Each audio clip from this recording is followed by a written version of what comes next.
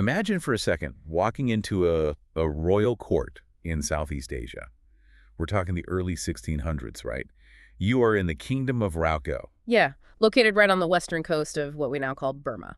Exactly. And, if you're picturing this, you'd probably expect to see a highly insular, strictly traditional society. Right, that's the standard assumption. But instead, as you approach the throne, you are greeted by Japanese samurai. Serving as royal bodyguards, yeah. Right. And you look to the palace walls and see Afghan archers just standing watch in a war. You walk through the market, you hear Portuguese traders haggling over spices. It's wild. And the local kings who practice Buddhism are casually adopting Bengali Muslim titles just to, project broader regional authority. It was a truly cosmopolitan hub. The borders were completely porous. Identities were incredibly fluid. Yeah. And a person's value wasn't determined by some rigid, unchangeable racial category. It was really about what skills or trade you could bring to the kingdom. I start with that image because it is so radically different from the story we hear today. Because when we look at the news now, this exact same geographic space is associated with some of the most rigid, violent, and tragic ethno-nationalist conflicts of the 21st century. Absolutely. So the mission of this deep dive today for you listening is to answer a central question. How did a society that was once one of the most fluid, globally connected places on Earth turn into a hyper-categorized, isolated state that is just tearing itself apart over who belongs and who doesn't? And that really is the core tragedy we are unpacking today, using Thatmayintu's book, The Hidden History of Burma, because for a long time, the international community has been looking at this country through a very specific, heavily distorted lens. Oh, totally. We were sold a fairy tale. We really were. It was the simplistic good versus evil storyline, a heroic pro-democracy movement battling a stubborn military dictatorship. And the assumption was, once democracy won, all the country's problems would just magically vanish. Like a classic Hollywood script. We wanted a clean narrative with a clear protagonist. But by obsessing over this one narrow political storyline, the global community was completely blind to the actual structural rot beneath the surface. We missed the big picture. We really did. We missed the entrenched crises of race, the predatory nature of this extreme crony capitalism, and the reality of a state that was functionally completely hollowed out. So to understand the reality, we really have to dismantle that fairy tale completely. And actually, before we even trace the history, we have to start with the name of the country itself. Right, because even the name is a battleground. Exactly. You'll notice we are using the term Burma in this deep dive rather than Myanmar. I was going to ask about that because, in the 90s and 2000s, there was this massive push in the media to use Myanmar. It was presented almost as this progressive update. Like shaking off the old colonial name, right? Yeah, exactly. Well, that was the public relations stint. And it was remarkably successful globally, but the mechanics behind that name change tell a very different story. In 1989, the ruling military junta officially changed the English translation to Myanmar. Cool. And their stated justification was that Myanmar was an inclusive, indigenous term for all the ethnic groups, whereas Burma only referred to the majority ethnic group, the Bamar. So it was pitched as a unifying anti-colonial gesture. Precisely. But historically speaking, the text shows that claim is entirely false. Wait, really? Yeah. The word Myanmar does not have some deep pan-ethnic unifying history. It actually derives from Myanmar, which was an adjective used centuries ago by the kings in the central Irrawaddy Valley to describe their own specific people, their own court, their own language. Oh, wow. It was a term of the ethnic majority. Wait, so the military didn't choose a neutral name at all. They took an ancient term belonging to the dominant ethnic group and just draped it over the entire country, including all the minority groups who had never used that word to describe themselves. And that is the crucial point. Very few, if any, minority groups in the borderlands would ever claim that the word Myanmar historically applied to them. The real reason the junta instituted this change in '89 wasn't to be inclusive. They were trying to legitimize themselves. Yes. They wanted to burnish their own ethno-nationalist credentials. They were anchoring the modern state to the ancient pre-colonial kings of the ethnic majority. It was a deeply nativist move disguised as an anti-colonial one. That is fascinating. We use Burma today specifically to reject the nativist underpinning of that 1989 rebranding. Exactly. It just goes to show how a seemingly simple rebranding carries massive ideological weight. It's a statement about who owns the history of the land. And, to really understand how this obsession with who owns the land and who belongs to which race started, we can't just look at the 20th century. No, we have to go way back. Yeah, back to the moment this concept of rigid race was forcibly injected into the region. We have to look at the collision with the British Empire. But what often gets left out of the history books is the environmental catalyst for that collision. The domino effect that destroyed the old Burmese kingdom actually started with a volcano. A volcano in a completely different part of the world, right? Yes. In 1815, Mount Tambora, located in present-day Indonesia, erupted. It was one of the most powerful volcanic eruptions in recorded human history. Wow. It ejected so much ash into the atmosphere that it caused global climate chaos. You might have heard it referred to in Western history as the year without a summer. Right. Mary Shelley wrote Frankenstein because she was stuck indoors in Europe during that freezing summer. But how does that affect Southeast Asia? Well, in the region surrounding Burma, that sudden, severe climate shift triggered massive crop failures, famines, subsequent cholera outbreaks. Oh, I see. The demographic pressure was immense. The Burmese kings, ruling from the central valleys, derived their power from agricultural surplus. To maintain their irrigation networks and their economy, they desperately needed manpower. Because everyone was dying from famine and disease. Exactly. So, facing this crisis, the royal court decided to aggressively expand their empire westward, pushing into territories like Assam and Arakan to capture resources and people. And when you expand westward from Burma, you eventually bump into India. Or, more specifically at that time, you bump into the British East India Company. Which is busy consolidating its hold over the Indian subcontinent. The collision was inevitable. The expanding Burmese empire and the expanding British commercial empire basically just crashed into each other. And that triggered the Anglo-Burmese Wars. Yes, 3 incredibly brutal wars fought in 1824, 1852, and finally 1885. I want to pause on the outcome of those wars, because it wasn't just a matter of signing a treaty and handing over some tax revenue. Not at all. The historical record shows an absolute systematic dismantling of a civilization. The British didn't just conquer the territory. They sought to erase the institutional memory of the people living there. It was the literal definition of colonial trauma. The British destroyed the Burmese monarchy. They physically exiled the last king to India. Just shipped them off. Yeah. And they completely dismantled the ancient social structures, the networks of local patronage, the Buddhist monastic hierarchies that had governed daily life for centuries, all gone. There are accounts of drunken British soldiers casually burning the royal libraries, which contain the intricate genealogies and historical records of the kingdom. Wiping out a society's memory. It's chilling. So you have this newly conquered territory, but the British didn't view Burma as a sovereign nation to be governed. They viewed it as a massive resource extraction site. Exactly. The modern state of Burma was fundamentally born as a military occupation designed for corporate extraction. The British had zero interest in adapting to local customs. They simply imported the ready-made bureaucratic structures they had already developed in India. Right, because they wanted to turn Burma into the engine of their regional economy, extracting timber, drilling for oil, and transforming the vast Irrawaddy Delta into the world's top rice exporting region. But to build that extraction machine, you need labor. Massive amounts of cheap, compliant labor. And the local Burmese population, having just fought 3 wars against the British, probably weren't eager to jump into the fields and factories for their conquerors. They were not. Plus, the British viewed the native Burmese as rebellious and untrustworthy. So the colonial administration actively encouraged the migration of millions of people from the Indian subcontinent into Burma to serve as the gears in this new capitalist machine. The scale of this migration is just, it's hard to wrap my head around. The data shows that by the 1920s, the capital city, Rangoon, rivaled New York City as the biggest immigrant port in the entire world. It's incredible. Rangoon, the capital of Burma, actually became a majority Indian city. This demographic engineering created what a British civil servant named J.S. Furnivall famously termed the plural society.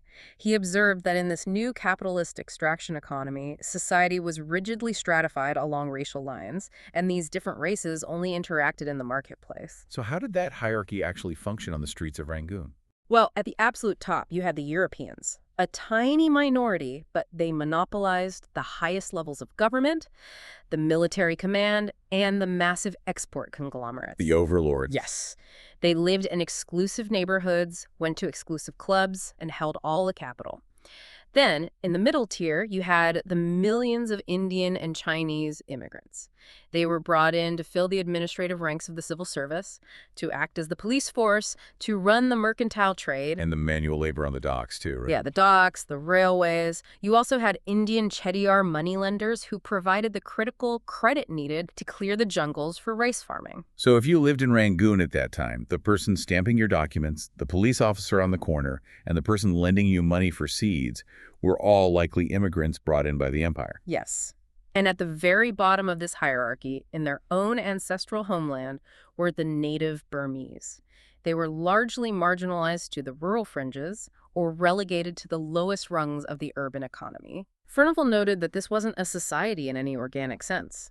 The groups lived side by side, but they didn't intermarry, they didn't share social spaces. It was a society organized solely for production, not for life. That sounds incredibly unstable.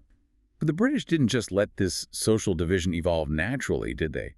They aggressively codified it. They brought in their census takers. Oh, the census takers. So the historical accounts of these colonial census officials are wild. They were deeply frustrated, almost terrified by the fact that the people in Burma didn't fit into neat boxes. They couldn't understand it. Right.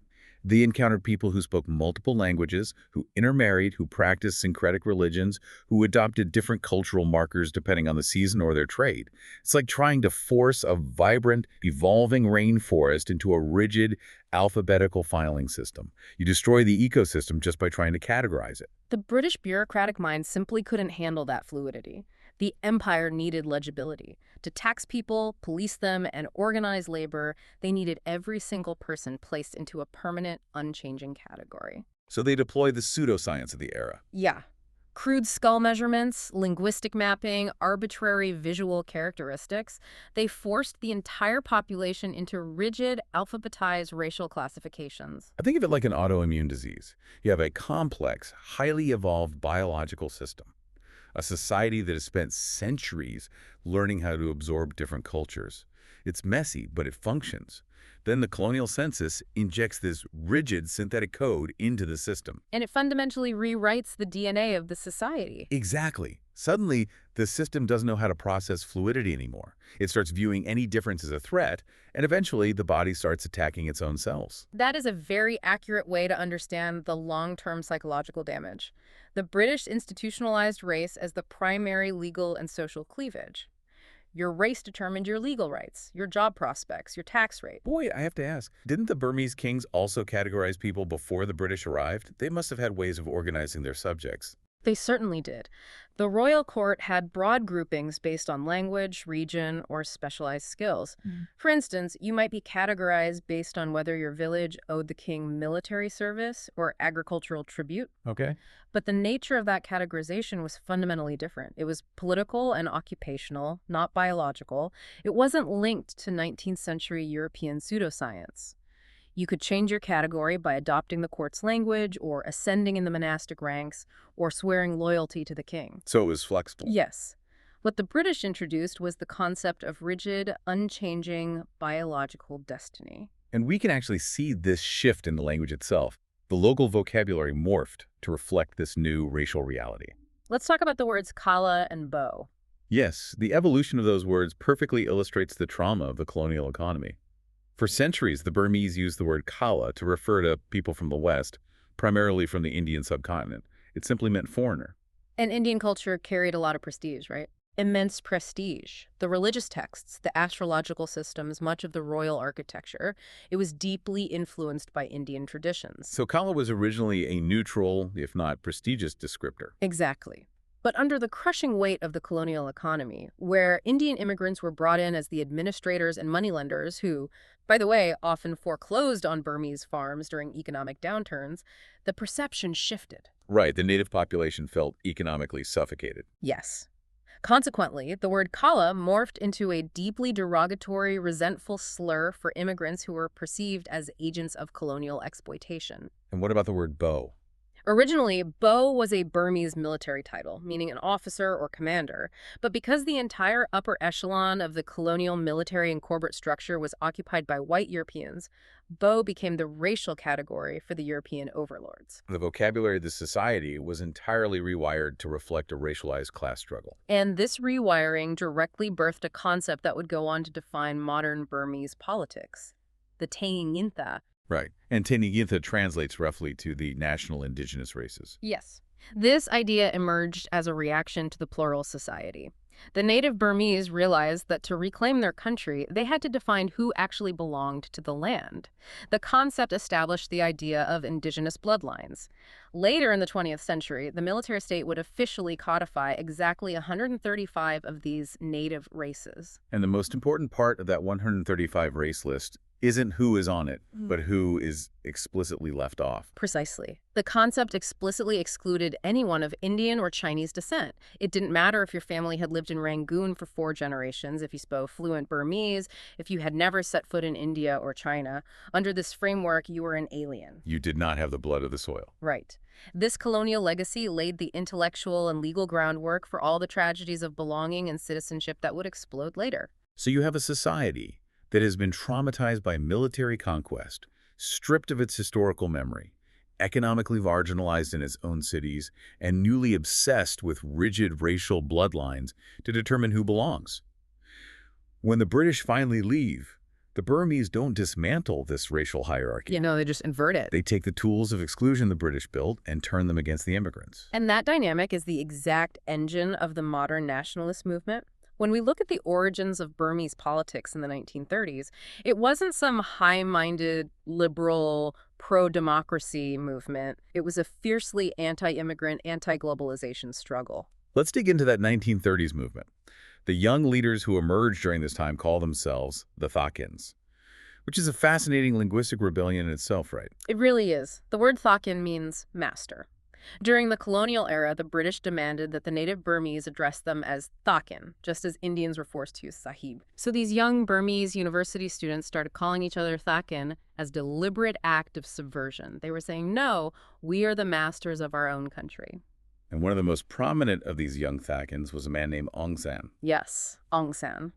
He becomes the legendary father of Burmese independence, and crucially for our story later, he is the biological father of future Nobel laureate Aung San Suu Kyi. But the politics of Aung San and the Thakins in the 1930s were incredibly radical. They were looking around a world, preparing for World War II, trying to find any ideology that could help them break the British and Indian monopoly over their economy. They were completely pragmatic and deeply desperate. They read Marx, they read about the Irish Republican Army, they studied the rise of Japan. In their drive to purge the country of foreign economic dominance, they flirted heavily with both communism and fascism. At one point, Aung San even traveled to Japan to receive military training from the Imperial Japanese Army. Yeah, hoping to use them to drive the British out. It was entirely about reclaiming the economy and the soil for the indigenous race. They eventually achieved independence in 1948, shortly after World War II. Tragically, Aung San is assassinated just before independence becomes official, and almost immediately, without his unifying figure, the newly independent country collapses into a massive, multi-front civil war. The country is completely fractured. Various ethnic minority armies, communist insurgents, and the central military are all fighting for control. And out of this chaos emerges a military commander named General No Win. In 1962, General No Win decides that the civilian government is too weak to hold the country together.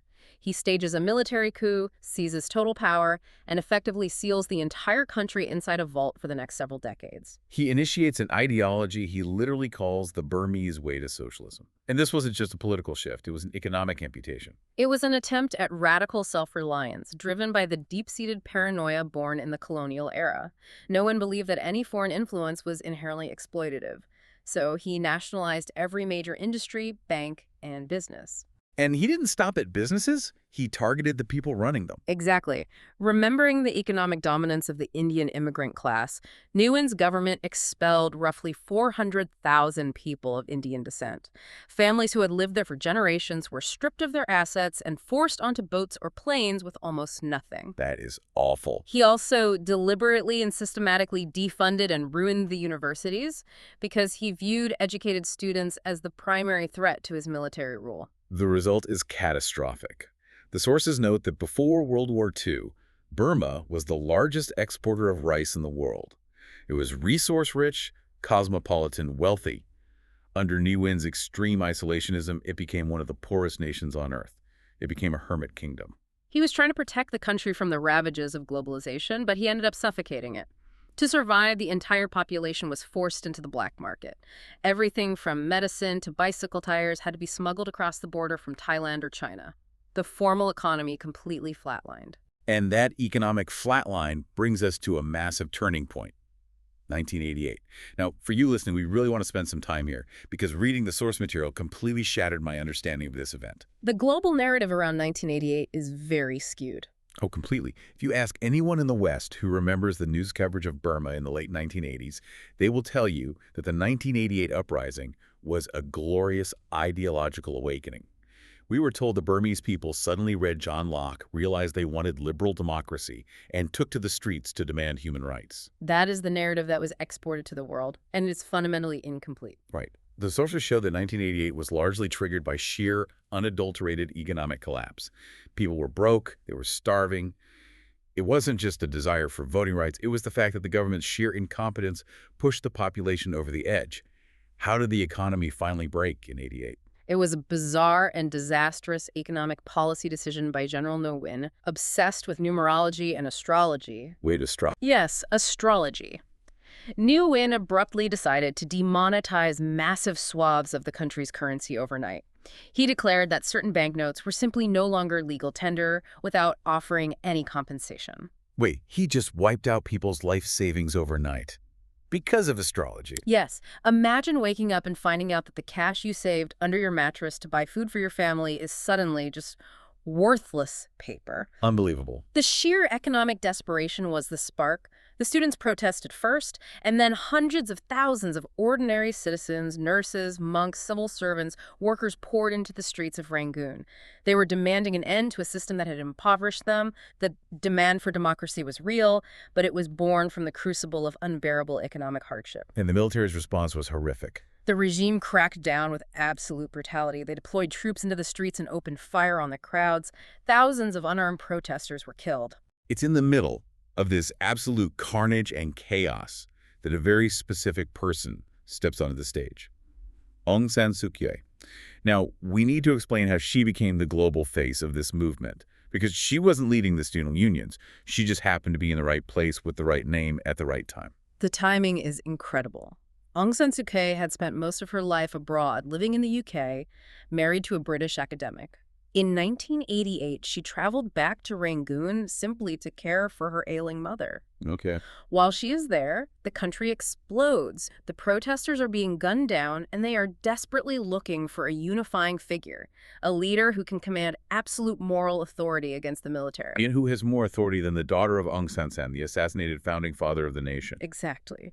She steps up to the microphone at the Shwedagon Pagoda, speaking to hundreds of thousands of people, and invokes her father's legacy. She becomes an instant, almost messianic figure for the opposition. And the military, recognizing the incredible threat she poses, places her under house arrest. And that is the moment the global narrative locks into place. The West looks at Burma and sees a perfect, simplistic script.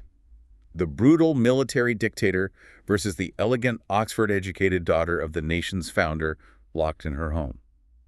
It's a perfect moral dichotomy. But the book argues that while the entire world fixated their cameras on Aung San Suu Kyi's locked gate, they completely missed the massive structural shift happening behind the scenes. They missed the birth of narco-capitalism. Okay, let's unpack narco-capitalism. Following the 1988 massacres, the old socialist dictator Nguyen steps down. A new generation of generals takes over, and they form a junta with the incredibly dystopian acronym SLORC. Yes, SLRC stands for the State Law and Order Restoration Council. The new generals realized that the Burmese way to socialism was dead. The country was bankrupt, and they had just alienated the entire civilian population by shooting them in the streets. They needed money, and they needed it immediately to buy weapons and maintain their grip on power. Right. So they abandoned isolationism and threw the borders open, primarily to China. But they don't have a functioning economy to attract normal foreign investment. So where does the capital come from? It came from the hills. In 1989, right as LORC is taking power, the massive communist insurgency in the northern borderlands collapses. The junta suddenly finds itself facing dozens of heavily armed, battle-hardened ethnic militias like the massive Wa army. Okay. The central military knows they cannot defeat all these militias simultaneously, especially not while trying to secure the cities after the 1988 uprisings. So they make a deal with the devil. They sign ceasefire agreements with these ethnic armed groups, and the terms of these ceasefires essentially allowed the militias to maintain their weapons and govern their own fiefdoms as long as they stopped shooting at the central government. And crucially, it allowed them to expand their illicit businesses. We're talking about the Golden Triangle. Yes, the region where the borders of Burma, Laos, and Thailand meet. It's incredibly rugged, mountainous terrain, perfect for illicit agriculture. For decades, it had been a global center for opium production. In the 1990s, under the SLORC ceasefires, the production of heroin and later synthetic methamphetamines just exploded. The text cites a Columbia University economist, Ronald Finley, who makes a staggering point. He argues that the real seed capital of the new, supposedly open Burmese economy of the 1990s wasn't foreign direct investment from Western banks. The seed capital was heroin. The drug money had to go somewhere. The ethnic warlords, the military brass who controlled the checkpoints, and a new class of connected crony businessmen effectively went into business together. They took the massive profits from the Golden Triangle drug trade and laundered it into the formal economy. Wow. They used drug money to build hotels, set up banks, import construction equipment, and buy up massive tracts of real estate in Rangoon. It's a literal mafia state.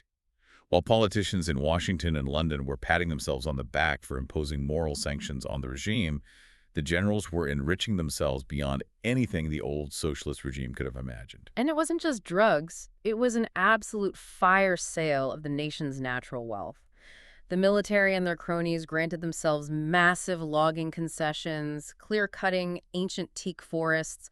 They established massive jade and ruby mining operations in the north using brutal labor practices. And the environmental destruction was staggering. The sources even detail how they literally hunted the country's tiger population to near extinction, simply to sell the body parts across the border to the lucrative Chinese traditional medicine market. They were stripping the copper wiring out of the walls of their own country.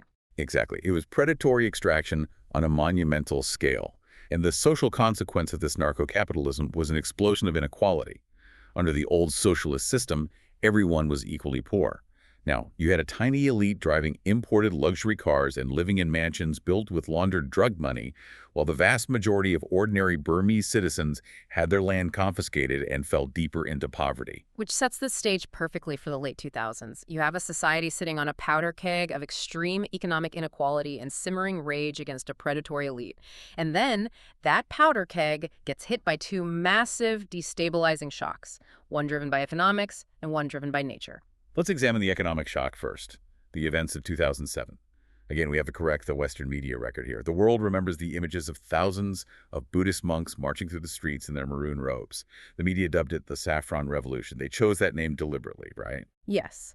The Western media wanted to link it to the color revolutions that were happening in Eastern Europe, like the Orange Revolution in Ukraine. The term saffron revolution implies a sudden ideological awakening, a populace demanding liberal democratic institutions. But the reality on the ground was far more visceral. It wasn't about voting rights. It was about survival. The source text is very clear. This uprising started because the military government, completely detached from the reality of its citizens, suddenly removed fuel subsidies. They hiked the price of fuel by 500% overnight. Try to imagine the cascading effect of that in a society already living on the absolute brink. It's not just that gas for your car is more expensive. It means the cost of a bus ticket to get to the factory increases fivefold in a single day. It means the diesel needed to transport rice from the farm to the market becomes too expensive, so the price of basic foods skyrockets instantly. And that is why the monks got involved. I didn't fully grasp this until reading the text. In Burmese Buddhist culture, monks do not cook their own food. Every morning, they walk through their local neighborhoods with their alms bowls, and the community donates rice and food. It's a daily, intimate interaction between the religious order and the lay public. When the fuel prices spiked and inflation exploded, the monks walking their morning routes saw the immediate devastating impact. They looked into the households of their followers and saw sheer destitution. The rice bowls were empty because the people had nothing left to give. Precisely. So the monks taking to the streets wasn't some abstract democratic protest. It was a moral indictment of a regime that was starving its own people. They were marching to protest unbearable poverty and inflation.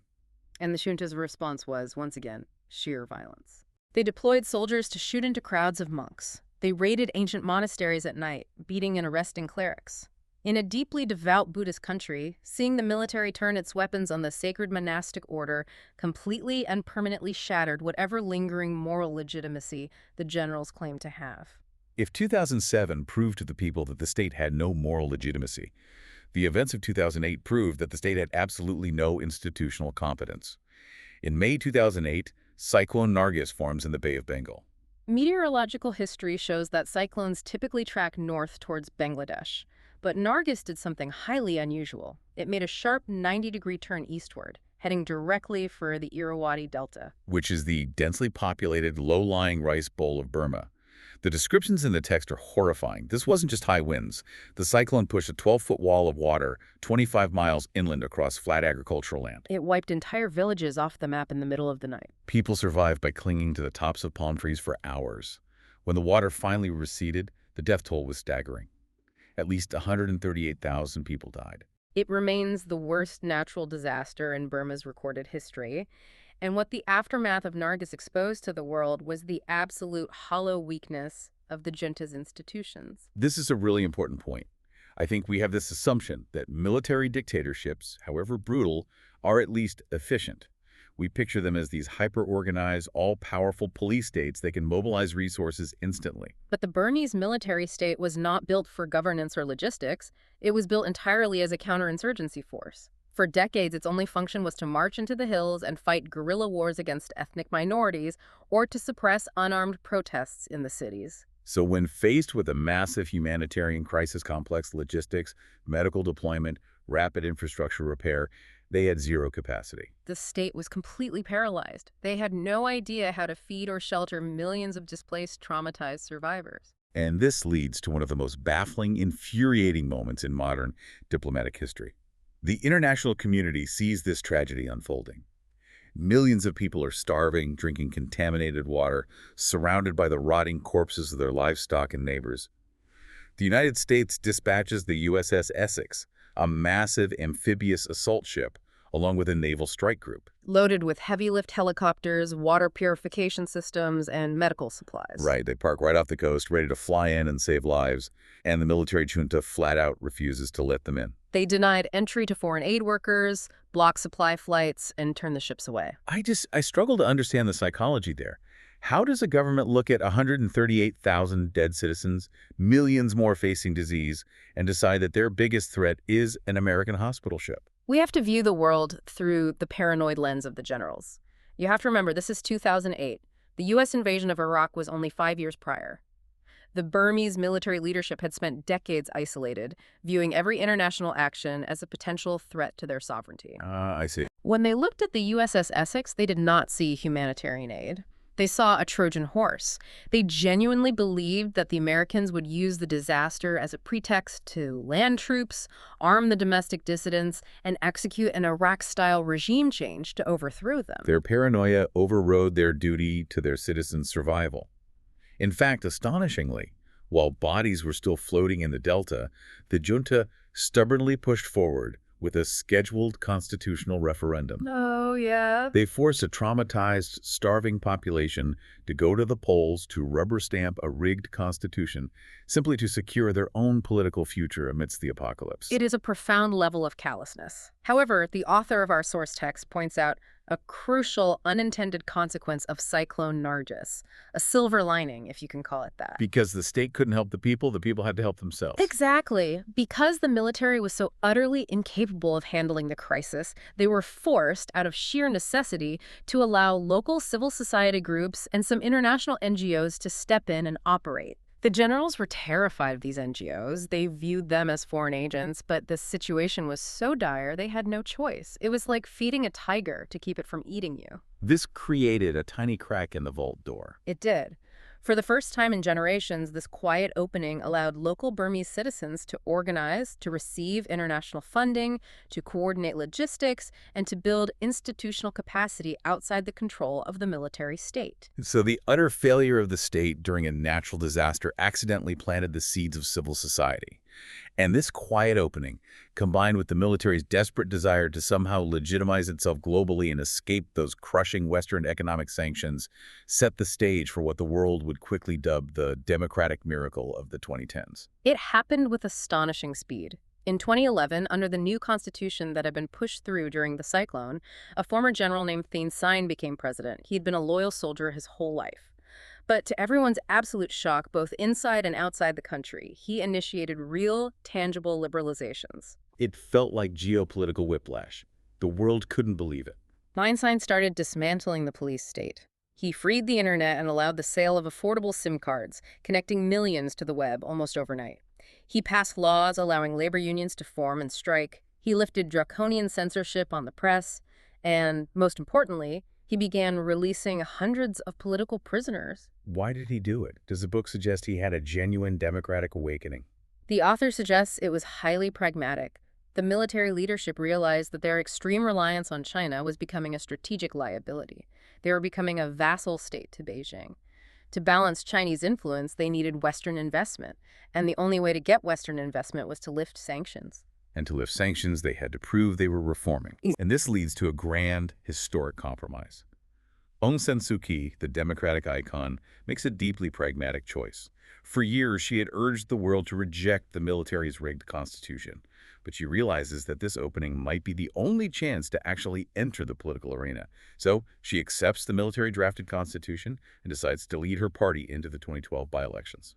The reaction from the West was pure euphoria. It was exactly the narrative closure they wanted. You had Secretary of State Hillary Clinton visiting, followed by President Barack Obama. Economic sanctions were rapidly rolled back. Foreign investors, tech companies, and development agencies flooded into the hotels in Rangoon, eager to get in on the ground floor of Asia's final frontier market. The optics were perfect. And this momentum culminates in the general elections of 2015. Aung San Suu Kyi's party, the National League for Democracy, or NLD, wins an overwhelming, crushing landslide, taking 86% of the contested seats. She assumes the newly created role of state councilor, which effectively makes her the head of the civilian government. The democratic transition appeared complete. But the author pulls back the curtain here, revealing the profound danger of treating history like a movie script. Exactly. Winning the election felt like the ending of Star Wars. The Death Star blows up, everyone is celebrating in the forest, roll credits. But reality doesn't roll credits. Governing is hard. Winning the election was like a dog finally catching the car it's been chasing for decades. Now what do you actually do with it? That analogy hits at the core of the NLD's failure. The transition was built on a foundation of sand. Aung San Suu Kyi and her party had incredible moral authority. They had spent decades in prison or under house arrest, showing immense courage. But moral authority is not the same as administrative capacity. Right. They had no real, actionable plan to reform a hyper-corrupt economy. They had no plan to dismantle the massive, entrenched civil service that had been loyal to the military for 50 years. Because the military had ruined the universities and exiled the intellectuals decades prior, the NLD had no experienced technocrats to call upon. Precisely. So, to actually run the government ministries, Aung San Suu Kyi found herself relying entirely on the old military bureaucracy. The faces at the top changed, but the structural rot underneath remained entirely untouched. We were so blinded by our own cheering. The international community checked the box for democracy achieved and stopped paying attention to the mechanics. But under the surface, the supposed miracle was unraveling. The peace process with the armed ethnic groups in the borderlands was completely falling apart. Yes, the civilian government had very little leverage over the ethnic armies. And crucially, China played a massive spoiler role. The Chinese government heavily influenced the massive Wa army, advising them not to sign the nationwide ceasefire agreement, ensuring that the conflict remained unresolved and that Beijing maintained leverage over the border region. And economically, the transition was a mirage for the average citizen. Economic inequality was actually getting worse because crony capitalism was just wearing a new democratic mask. Democracy in Burma essentially just meant competitive elite politics in the capital city, while the actual state still didn't even control its own borders, its own military, or its own economy. And this brings us to the darkest, most difficult part of the deep dive. While the West was focused on the triumph of democratic institutions in the capital, a much older, darker force was rising inside the country. It provided a brutal historical lesson. Political freedom does not automatically equate to pluralism or tolerance. Yeah. In fact, in Burma, democratization simply removed the heavy lid from a pressure cooker of colonial-era racial resentments that had been simmering for a century. We have to talk about the Rohingya crisis. And listener, I want to say clearly up front, the sources we are drawing from present very different, fiercely contested perspectives on how this crisis unfolded. Our role today is not to endorse one viewpoint over the other or to litigate the morality. Our job is to impartially report the stark difference in these perspectives exactly as the text outlines them, because understanding that perception gap is vital to understanding why the democratic experiment collapsed. That is exactly right. To understand the political fallout, we have to trace the outbreak of violence in Arakan State on the western coast. Tensions had been rising for years, with localized communal violence erupting between the Buddhist majority and the Muslim minority in 2012. But the catastrophic tipping point occurred in August 2017. Okay. A militant group calling itself the Arakan Rohingya Salvation Army, or RSA, launched coordinated attacks on dozens of government security posts. And the military's response to those attacks was a campaign of massive, disproportionate, and indiscriminate violence. The military launched what they called clearance operations. Entire villages were burned to the ground. In the wake of this sweeping crackdown, hundreds of thousands of Rohingya men, women, and children fled across the border into neighboring Bangladesh. They arrived in refugee camps carrying harrowing accounts of mass displacement, violence, and unspeakable atrocities. Now, here is where the global perception gap becomes a massive chasm. Internationally, the view was absolute. The United Nations, Western governments, human rights organizations, and international media looked at the satellite imagery of burning villages and the testimonies from the camps, and they saw clear evidence of ethnic cleansing, crimes against humanity, and genocide. Yeah. The global community was horrified. However, the source text details how the domestic view inside Burma was almost diametrically opposed to that international consensus. The vast majority of the Burmese public viewed the events through an entirely different lens. And crucially, this wasn't just the military propaganda wing. This domestic consensus included the very same pro-democracy activists, students, and citizens who had spent decades fighting the military for human rights. That is the part that is so hard for an outsider to grasp. Domestically, the population largely saw RSA not as a marginalized minority group fighting for basic rights, but as a violent foreign Islamic terrorist threat backed by outside funding. In their view, RSA was an existential threat to the nation's sovereignty. So they saw it purely as a security threat. Yes. Because of this framing, there was massive popular support for the military's crackdown. The domestic public fiercely questioned Western media accounts, asking why international reporters ignored violence committed by RSA against local Buddhists and Hindus, and they truly believed the military was simply defending the borders of the nation. I have to ask the hardest question here. I need to understand the mechanism of this psychology. How does a population that literally bled for decades fighting against military brutality, people who were shot in the streets in 1988 and 2007 demanding human rights, suddenly align with that exact same military to support extreme ethno-nationalism? It doesn't track logically. What am I missing? To understand that, we have to synthesize the book's core thesis regarding what democracy actually meant in the Burmese context. In the West, we assume the word democracy inherently carries the liberal connotations of universal human rights, minority protections, and pluralism. Right, the whole package. But to the Burmese Buddhist majority, traumatized by a century of colonial subjugation and economic marginalization by immigrants, democracy meant something very specific. It meant returning political power to the Burmese race. Look closely at the name of Aung San Suu Kyi's party, the National League for Democracy. In the Burmese language, the word used for national is Amyotha. Let me guess. That word has a double meaning. It does. Amyotha is the exact same word used to mean race. Wow, so to a local supporter, the National League for Democracy essentially translates emotionally to the Race League for Democracy, the party of the indigenous bloodline. Yes. The democratization of the country didn't erase historical prejudices. It allowed long-suppressed racial and religious anxieties to freely mobilize politically. And this leaves us right back to the colonial era and the 1982 citizenship law, which was based on the Tainyantha, the 135 indigenous bloodlines. Because the Rohingya population, primarily residing in the western state bordering Bangladesh, were viewed by the majority not as indigenous, but as Kala alien Bengali immigrants brought in by the British colonial machine. Exactly. Regardless of how long they had lived there, they were not considered part of the national fabric under that toxic colonial era framework. So when the political space finally opened up in the 2010s, groups like Mabatha, a highly organized, monk-led nationalist network, rose to massive political power. And they utilized the new freedoms of speech and the internet. They did to push what they called race and religion protection laws. These laws specifically targeted Muslims, restricting interfaith marriage and conversion. So Mabatha was tapping into a deep, visceral societal anxiety. It wasn't just hatred in a vacuum. It was a fear of globalization, a fear of demographic change, and a fear of losing their traditional Buddhist culture in a rapidly changing world. And here's the fatal flaw in the democratic transition. The NLD, Aung San Suu Kyi's civilian government, completely failed to push back against this rising tide of ethno-nationalism.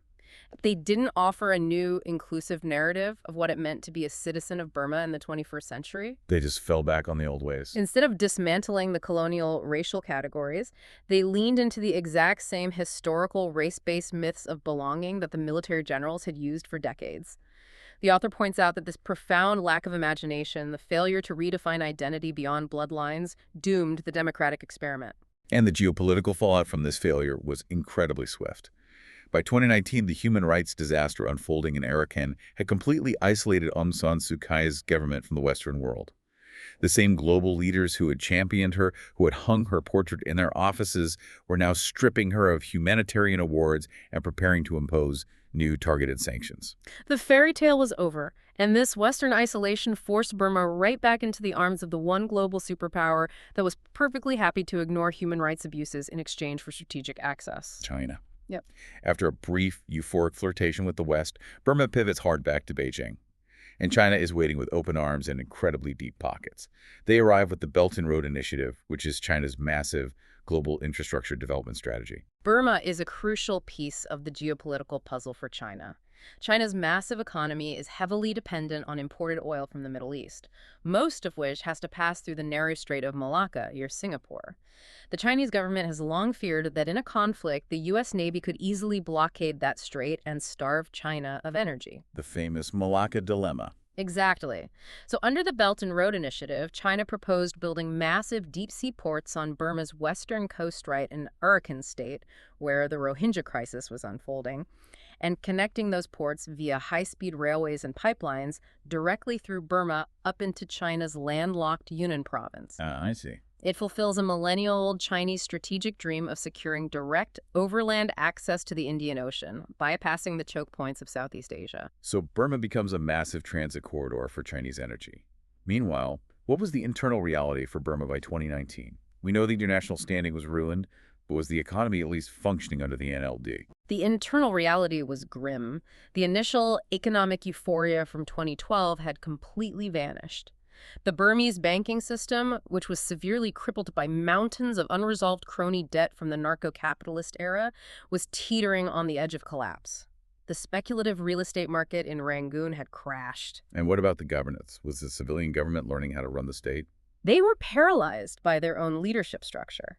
Aung San Suu Kyi adopted a hyper-centralized leadership style. She deeply mistrusted the military-run bureaucracy, so she hoarded decision-making power. She refused to delegate authority to lower-level ministers or regional leaders. That's a recipe for disaster. As a result, the government ground to a halt. Important infrastructure projects were delayed, foreign investors grew deeply frustrated by the red tape, and domestic civil society groups felt entirely locked out of the process. The democratic transition had essentially spiraled out into an administrative bottleneck. It's a bleak picture of political and economic gridlock. But the author doesn't end the book by dwelling on the political maneuverings in the capital. The epilogue of the book zooms out drastically.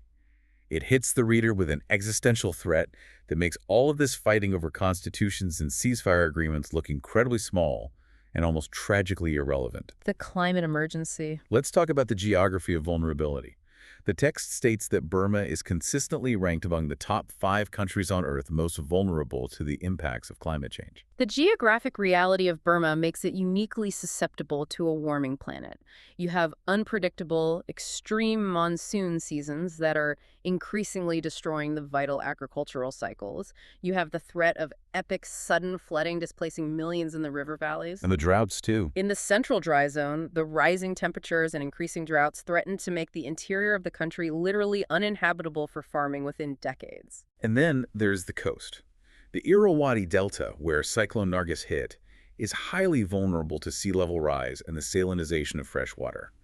The book warns that rising oceans threaten to physically swallow the capital city, Rangoon, within a single generation. It is an absolute existential threat to the landmass itself, and the author highlights this to point out the ultimate tragedy of the international community's involvement in Burma.